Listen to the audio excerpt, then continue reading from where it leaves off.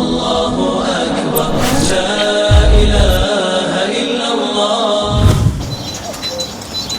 فاسألوا أهل الذكر إن كنتم لا تعلمون.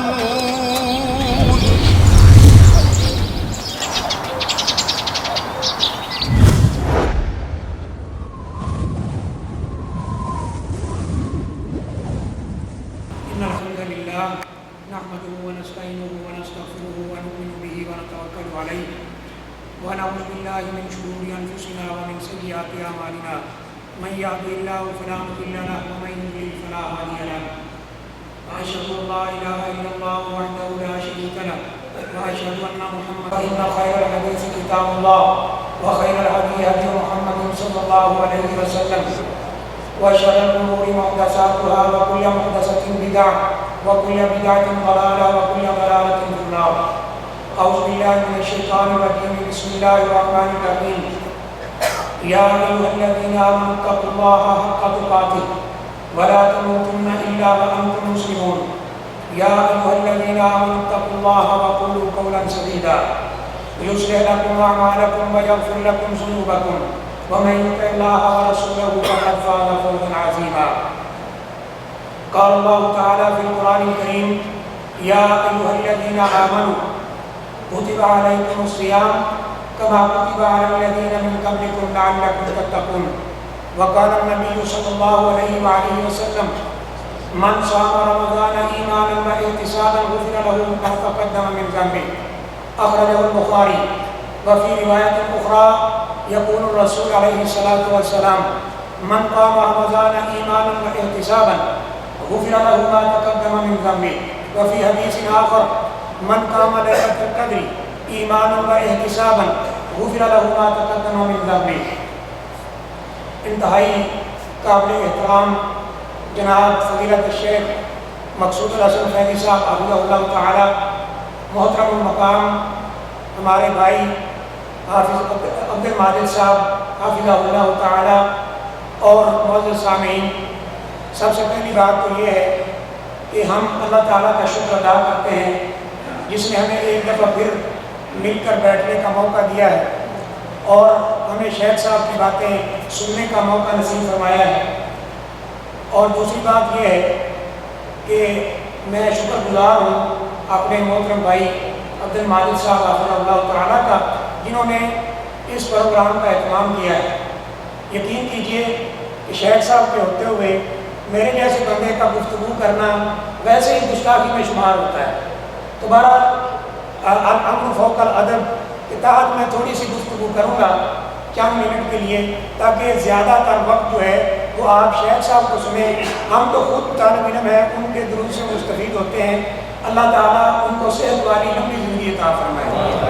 اور بچہ قرآن مجید پڑھ رہا تھا، ہمارا بھتیجا محمد، اللہ سے دعا کرتے ہیں کہ جس طرح وہ پیاری آواز کے ساتھ، پیارے انداز کے ساتھ قرآن مجید پڑھ رہا تھا، اللہ اسی طرح اس بچے کو عالم باعمل اور داعیہ قرآن و سنہ بنائے اور دنیا میں دین کی خدمت کے لیے اس کو وقف کر دے.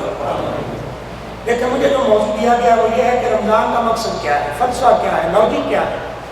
دیکھو میرے بھائیوں، ایک لاجک تو خود اللہ تعالیٰ نے ہی بیان کر دی قرآن مجید میں.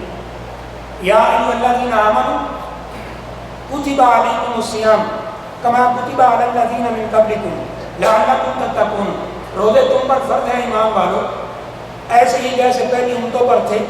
اس کا مقصد کیا ہے کہ تم متقی اور پرہیزگار بن جاؤ. روزے کی لاجک کیا ہے؟ تم متقی بنو، پرہیزگار بنو. اور متقی تقویٰ کسے کہتے ہیں؟ عربی زبان کے اندر ایک آسان سی اس کی تعریف بیان کی گئی ہے کہ ان تجعل بینک و بین معصیۃ اللہ حاجزا، کہ اپنے درمیان اور اللہ کی نافرمانی کے درمیان ایک دیوار کھڑی کر دو، بس اسی کو تقویٰ کہتے ہیں. اس دیوار کو کبھی کراس نہیں کرنا ہے، اس حد فاصل کو، اس بارڈر کو کبھی بھی کراس نہیں کرنا ہے، اس کو تقویٰ کہتے ہیں. غلطی سے بعض دفعہ ہو جاتا ہے. نبی کریم صلی اللہ علیہ وسلم نے بھی فرمایا تھا کہ بنی آدم جو ہے یہ ایک سارے کے سارے خطا کار ہیں. وَخَيْرُ الْخَطَّائِينَ غلطی کے بعد جلدی توبہ کر لینے والے یہ بہت بہتر لوگ ہیں۔ تو تقویٰ، اللہ تعالیٰ کا حکم ماننا، یہ میرے بھائیوں پہلا مقصد ہے روزے کا۔ اب یہ بات ایک مثال سے بیان کی جا سکتی ہے۔ الحمدللہ چند دن کے بعد رمضان المبارک ہمارے پاس آنے والا ہے، اور جن لوگوں کو اللہ توفیق دے گا وہ روزے بھی رکھیں گے، اس کی قدر بھی کریں گے۔ اس کو ایک مدرسہ سے، انسٹیٹیوٹ سے مثال دی جا سکتی ہے۔ ایک آدمی، ایک اسٹوڈنٹ، طالب علم اس انسٹیٹیوٹ میں ایڈمیشن لیتا ہے، داخلہ لیتا ہے، آتا ہے، بیٹھتا ہے، کتابیں بھی اٹھا کے لاتا ہے، بستہ بھی رکھا ہوا ہے، ٹیچر بھی موجود ہے، وقت بھی دے رہا ہے، اور اسکول کے اندر بینچ پر، کرسی پر آ کر بیٹھا ہے، لیکن استاد کی بات نہیں سنتا ہے، کچھ لکھتا نہیں ہے، سبق یاد نہیں کرتا ہے۔ جب استاد سبق سنتا ہے تو ہر روز کھڑا ہوا ہے، تو اس کو ناکام اسٹوڈنٹ کہتے ہیں۔ اس نے مدرسہ کی قدر نہیں کی ہے۔ 5 سال 6 سال 10 سال جتنے سال پڑھا ہے وہ دھکا اسٹارٹ گاڑی کی طرح چلا ہے، لیکن اس نے قدر نہیں کی ہے۔ بالکل میرے بھائیوں، رمضان المبارک آ رہا ہے، مقصد اس کا یہ ہے جب اس مدرسہ میں ہم داخل ہوں گے تو اس میں متقی اور پرہیزگار بن کے نکلیں تو روزے کا مقصد پورا ہو جائے۔ یہ ہے اس کا پہلا مقصد۔ دوسرا مقصد دیکھیں، نبی کریم صلی اللہ علیہ وسلم نے ایک بات کی طرف اشارہ فرمایا۔ 3 احادیث میں نے پڑھی ہیں۔ یہ احادیث جب شروع ہوتی ہیں تو الفاظ مختلف ہیں، لیکن آگے ان کا انعام اکرام ایک ہے۔ یہ روزے کا دوسرا مقصد ہے، اور اس کو ہم مغفرت کہہ سکتے ہیں، بخشش کہہ سکتے ہیں، اپنے گناہوں کو معاف کروانا کہہ سکتے ہیں۔ دیکھیں 3 حدیث ہیں۔ سب سے پہلے آپ نے فرمایا من صام رمضان ایمانا و احتسابا غفر له ما تقدم من ذنبه، جس نے رمضان مبارک کے روزے ایمان اور احتساب کے ساتھ رکھے، اللہ تعالیٰ پر ایمان، اللہ کے حکموں پر ایمان، یہ ایک لمبی بحث ہے، میں اب اس کو نہیں چھیڑ سکتا ہوں، اور احتساب اللہ سے ثواب کی نیت سے، اور بعد میں یہ بھی اشارہ کیا اپنی پچھلی زندگی کے اوپر نظر ڈال کر، تبدیلی اپنے اندر لا کر روزے رکھے۔ من صام رمضان ایمانا و احتسابا غفر له ما تقدم من ذنبه، اس کی زندگی کے سارے پہلے گناہ معاف ہو جاتے ہیں۔ دوسری حدیث کیا ہے؟ من قام رمضان، یہاں ہے صام رمضان، یہاں ہے قام رمضان، جس نے رمضان المبارک کا قیام کیا۔ آج ہمیں لوگ کہہ دیتے ہیں تم لوگ جو نا وہابی گستاخ، یہ ہمارے اوپر لیبل ہے، جی کیا ہوا ہمیں؟ یہ دکھاؤ کہ نبی کریم صلی اللہ علیہ وسلم نے سارا رمضان تراویح پڑھی ہے۔ ہم کہتے تم نے حدیث پڑھی ہوتی، تمہیں پتا ہوتا من قام رمضان ایمانا و احتسابا غفر له ما تقدم من ذنبه، جس نے رمضان مبارک کا قیام، یہ تراویح، یہ اللہ تعالیٰ کے اوپر ایمان، ساری ایمان کی جزیات تفاصیل، ان کے اوپر ایمان اور احتساب کے ساتھ قیام کیا، رمضان مبارک کا قیام، غفر له ما تقدم من ذنبه، اس کی زندگی کے بھی سارے گناہ اللہ معاف کر دیتا۔ اور ایک حدیث میں آپ نے فرمایا جو شخص امام کے ساتھ کھڑا ہوا وانصرف حین ینصرف الامام، وہ اس وقت گیا قیام ختم کر کے جب امام ختم کرتا ہے، اللہ اس کی زندگی کے گناہوں کو معاف کر دیتا ہے۔ اور پھر تیسری حدیث کے اندر آپ نے فرمایا من قام لیلۃ القدر، کچھ ہمارے جیسے سست لوگ بھی دنیا میں موجود ہیں، روزوں میں بھی سستی ہو رہی ہے، روزوں کی قدر نہیں ہے، ان کے تقاضوں کو پورا نہیں کیا جا رہا ہے، اور قیام رمضان میں بھی سستی کا مظاہرہ کر رہے ہیں۔ چلو تمہارے پاس ایک رات آ رہی ہے کہ من قام لیلۃ القدر ایمانا و احتسابا غفر له ما تقدم من ذنبه، جس نے رمضان المبارک کی ایک رات جس کا نام لیلۃ القدر ہے، اس کا قیام کیا ایمان اور احتساب کے ساتھ، اللہ اس کی زندگی کے سارے گناہوں کو معاف کر دیتا ہے۔ یہ ہے میرے بھائی دوسرا مقصد۔ ایک مقصد اور بھی، اور وہ ہے کہ یہ رمضان آیا ہے ہمارے پاس، ہم نے روزہ رکھا ہے اور حلال چیزوں سے ہم رک گئے۔ یہ پانی حلال ہے، ابھی میں پی سکتا ہوں، مجھے روزہ نہیں ہے، رات ہے، روزے کا ٹائم نہیں ہے، لیکن روزہ کے اندر یہ حلال چیز بھی منع ہے، ہم حلال چیز سے رک گئے، کھانا روٹی یہ ساری چیزیں ہم نہیں کھا رہے، تو روزے کا مقصد پھر کیا ہوا کہ ہم اللہ سے عہد کر رہے ہیں کہ اے اللہ آج کے بعد تیری اطاعت اور فرمان برداری کریں گے، جو چیزیں تو نے حلال کر رکھی تھی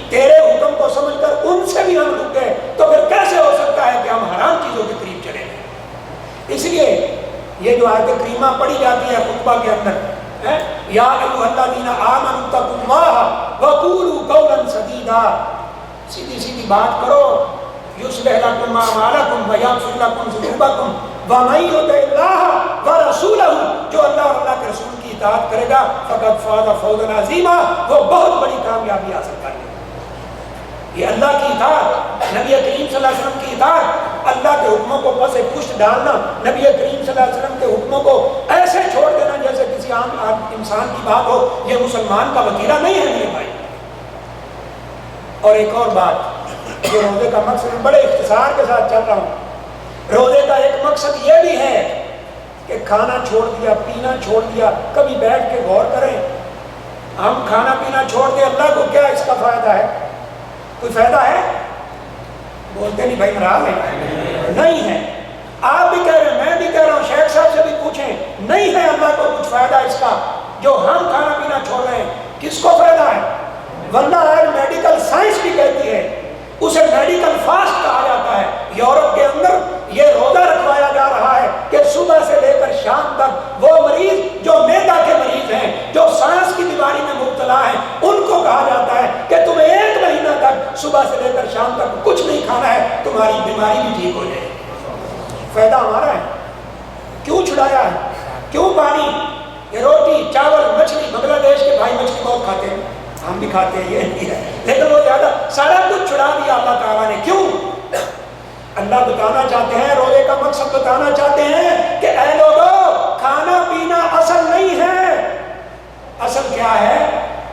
اللہ کی عبادت۔ شیخ صاحب سے پوچھئے، عربی میں ایک مقولہ ہے جس کا ترجمہ یہ ہے یا اس کے الفاظ یہ ہے کہ بعض الناس یاکلون بالعیش، کچھ لوگ کھاتے ہیں تھوڑا بہت زندگی کے لیے، یہ کمر سیدھی رہے، ایک حدیث میں بھی ہے، اب ٹائم نہیں ہے، کمر سیدھی رہے، آپ نے فرمایا چند لقمے کھا لو تمہاری کمر سیدھی رہے، اور کچھ لوگ وہ پھر یاکلون یعیشون بالاکل، وہ ماشاءاللہ زندہ ہی کھانے پینے کے لیے رہتے ہیں، جب دسترخوان پہ بیٹھتے ہیں تو اتنا کھا لیتے ہیں جتنا ایک بھینس کھا جاتے ہیں۔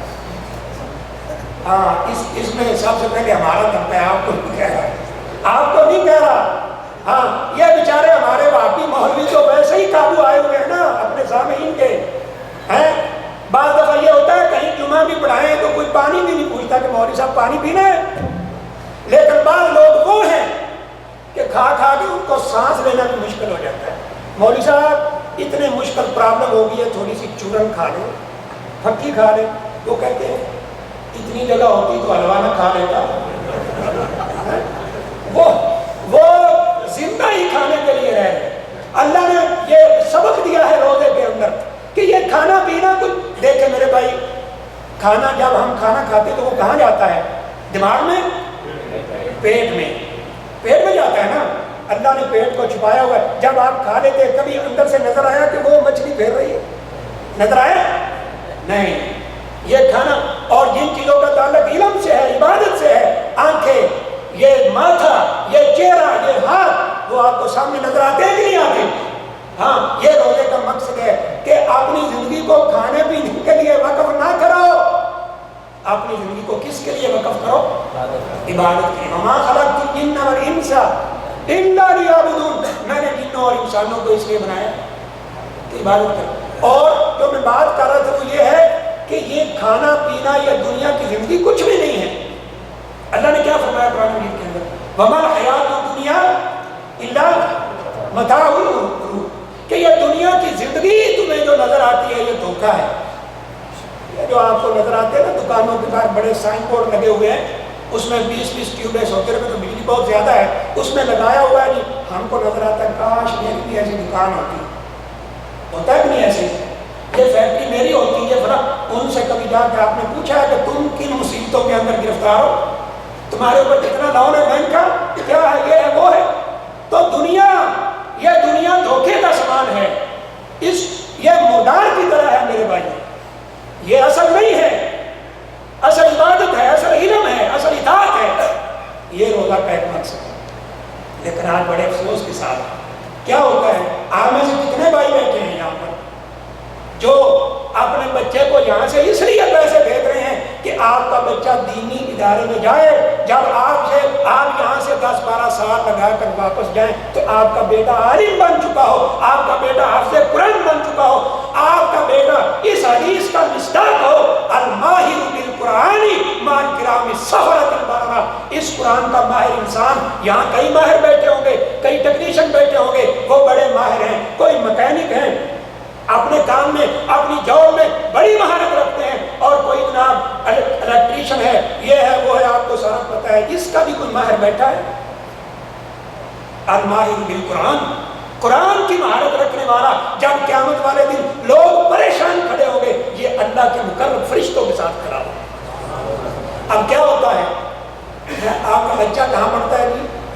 اب کیونکہ ہمیں تو پاکستان کے اداروں پہ پتہ ہے، انڈیا میں کوئی نام اور بھی ہو سکتے ہیں، بنگلہ دیش، تو یہ کہاں پڑھتا ہے آپ کا بچہ؟ اور جی میرا بچہ بیکن ہاؤس میں پڑھتا ہے۔ یہ بیکن ہاؤس کس کا ہے بھائی؟ کسی عالم دین کا ہے؟ اور نہیں، وہ امریکہ کا ہے۔ تو امریکہ کے اداروں میں پڑھایا ہوا بچہ پھر کیا کرے گا؟ جن کے لیے اکبر الآبادی نے کیا کہا تھا، ہم ایسی کل کتابیں قابل ضبطی سمجھتے ہیں کہ جن کو پڑھ کر بچے باپ کو خبطی سمجھتے ہیں۔ ان کو پھینک دو باہر اٹھا کر، ماں باپ، کسی نے کہا تھا نا ایسے گندے انڈوں کے لیے اٹھا کر پھینک دو باہر گلی میں، یہ نئی تہذیب کے انڈے ہیں گندے، ان کو اگر یہ تہذیب ملتی ہے، نہ اسلامی کلچر ہے، نہ اسلامی صورت ہے، نہ اسلامی لباس ہے، نہ اسلامی گفتگو ہے، وہ انگلش کے الفاظ توڑ مروڑ کر پتہ نہیں کہاں سے لا کر بولے گا، عربی کا ایک لفظ نہیں جانتا ہے، نہ قرآن جانتا ہے، نہ اللہ کے نبی کا فرمان جانتا ہے صلی اللہ علیہ وسلم۔ یہ تھا، یہ اپنے ہاتھوں ہم نے خود مصیبت میں اپنے آپ کو گرفتار کیا۔ صبح کا وقت ہوتا ہے، رب کعبہ کی قسم ہم نے پاکستان میں دیکھا، صبح کا وقت ہوتا ہے، میں لاہور میں ایک جگہ پر تھا جہاں پر فجر کی نماز کے بعد کبھی کبھی باہر نکلنا ہوتا تھا، میں نے جمعہ بھی اپنے آبائی علاقے میں جا کے پڑھانا ہوتا تھا، تو مجھے جمعہ کے لیے جلدی نکلنا پڑتا فوراً نماز کے بعد، تو نماز کے بعد اونلی 5-10 منٹ کے بعد مسجد سے باہر نکلے، باہر بازار ہے، یقین کریں یہ ہمارا بھتیجا بیٹھا ہے محمد، اتنے بچے ہیں، پیچھے بیگ ڈالا ہوا ہے، کتابیں ڈالی ہوئی ہیں، اور ان کی آنکھیں بند ہو رہی ہیں، ان کو اونگ آ رہی ہے، لیکن اپنی بس کے انتظار میں کھڑے ہیں، ماں نے بستر سے کھینچ کر نکالا ہے کہ تیرے اسکول کی بس آنے والی ہے، تیرا رکشہ آنے والا ہے، تیری وین آنے والی ہے۔ اور میرے بھائیوں، آج تک کبھی ہم نے اپنے بیٹے کو بستر سے کھینچ کر نکالا ہے کہ اٹھو بیٹا تیری نماز کا وقت ہو گیا ہے؟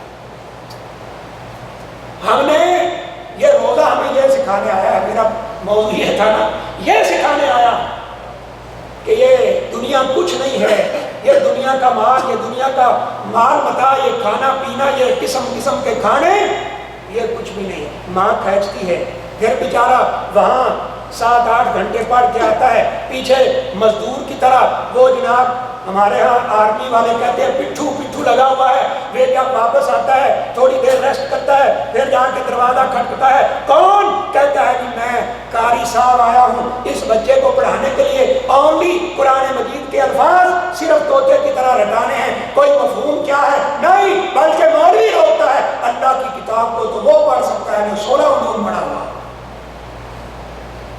16 علوم کون پڑھا ہوا؟ بہت کم لوگ، ان کی پرسنٹیج نکالے، 0 بھی نہیں نکلے گی، 0 نکلے گی، تو پھر یہ قرآن 0% لوگوں کے لیے آیا ہے؟ تو میرے بھائیوں، میں قاری صاحب ہوں، قاری صاحب کو کیا جواب ملتا ہے؟ قاری صاحب آج بچے کی طبیعت خراب ہے، آپ واپس تشریف لے جائیں۔ تھوڑی دیر کے بعد پھر دروازہ کھٹکتا ہے، کون؟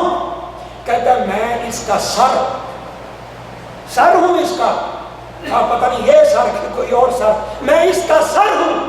اوہ سر آ گئے، بایو پڑھائیں گے، فزکس پڑھائیں گے، کیمسٹری پڑھائیں گے، اٹھو بیٹا بستر سے نکلو، تیرے سر آئے ہیں۔ اور کتنی فیس دیتے ہو اس بدبخت کو جو تمہارے بچے کا اخلاق خراب کر رہا ہے، بچی کو اپنے پاس بٹھا کر پڑھا رہا ہے، کتنی فیس دیتے ہو؟ اس کی فیس 10,000 ہے، قاری صاحب کی 400 ہے۔ یہ روزہ ساری ان چیزوں کو میرے بھائیوں کنڈم کر رہا ہے کہ ان چیزوں کی اللہ تعالیٰ کے ہاں کوئی وقت نہیں ہے، اگر وقت ہے تو اللہ تعالیٰ کے ہاں تقویٰ کی ہے، عمل کی ہے، عبادت کی ہے، اور دنیا سے زہد کی ہے، دنیا سے منہ موڑنے کی ہے۔ زہد کا مطلب یہ نہیں ہے کہ آپ جنگلوں میں چلے جائیں، مطلب یہ ہے کہ دین کو کو آگے رکھو اور دنیا کو پیچھے رکھو. دنیا بھی کامیاب ہو جائے گی, آخرت بھی کامیاب ہو جائے گی. اور اگر یہی سکھا کر گئے تو پھر یہ قرآن کہتا ہے یوم یفر المرء من اخیہ و امہ و ابیہ و صاحبتہ و بنیہ. ان بیٹوں سے بھاگیں گے لوگ آج جن پر خرچ کر رہے ہیں. میرے قریب نہ آئے, کہیں مجھ سے نیکی نہ مانگے, بھاگے گا. اور یہی اولاد اس کے لیے میرے بھائیوں پھانسی کا پھندا بن جائے گی قیامت والے دن. لیکن جس نے اپنے بچوں کی تربیت کی ہوگی, ابو داؤد کے اندر ایک روایت ہے, اس میں تھوڑا سا کلام کیا اس کی سند پہ علماء نے, لیکن حسن درجے کی روایت. بعض محدثین نے اس کو لکھا ہے کہ حافظ قرآن جس نے اللہ کی کتاب کو حفظ کیا, اس پہ عمل کیا, لوگوں کو سکھلایا, قرآن سکھاتا رہا, اللہ کی قسم میں تو سوچتا ہوں وہ لوگ کتنے خوش قسمت ہیں جن کی ساری زندگی کا جب قیامت والے دن نامہ اعمال پیش کیا جائے گا قرآن اور حدیث کے علاوہ کچھ ہوگا ہی. تو کیا خوش قسمت لوگ ہیں یہ. تو اس کو کیا حکم ہوگا اللہ تعالیٰ کا کہ اے میرے بندے اقرا فرتقا, قرآن مجید پڑھنا شروع کر دے اور جنت کی منزلیں اوپر چڑھنا شروع کر دے. بعض روایت میں ملتا ہے جلدی جلدی پڑھے گا تو اللہ کہیں گے کیوں جلدی کرتا ہے. اللہ اکبر, رتل کما کنت ترتل فی الدنیا, تو ایسے پڑھو قرآن جیسے تو دنیا میں پڑھا کرتا تھا, ٹھہر ٹھہر کر پڑھو. اب رمضان آ رہا ہے تو بعض بھائی ماشاء اللہ اتنی سپیڈ سے پڑھیں گے جیسے ہمارے یہاں شالیمار ٹرین چلتی ہے. ہاں یا ان کے علاوہ کسی بات کی سمجھ نہیں آئے. تو اللہ کہے آرام سے پڑھو. اور فرمایا کہ اس کے ماں باپ کے سر پر ایسا تاج رکھا جائے گا کہ جس کے ایک ایک موتی کی قیمت دنیا اور دنیا کے تمام خزانوں سے زیادہ قیمتی ہوگی. یہ باتیں سمجھ نہیں آتی نا ہمیں. تو واللہ میں کچھ چیزیں اور ذکر کر سکتا تھا, لیکن میں نہیں چاہتا کہ شیخ صاحب کے درمیان اور آپ کے درمیان میں زیادہ دیر رکاوٹ بنوں. میں پھر اپنے محترم بھائی کا شکر گزار ہوں, شیخ صاحب کا بھی شکر گزار ہوں, انہوں نے تھوڑا سا وقت دیا. ہم ان کی باتیں انشاءاللہ بیٹھ کے سنیں گے. اللہ سے دعا ہے اللہ ہمیں عمل کا توفیق عطا فرمائے.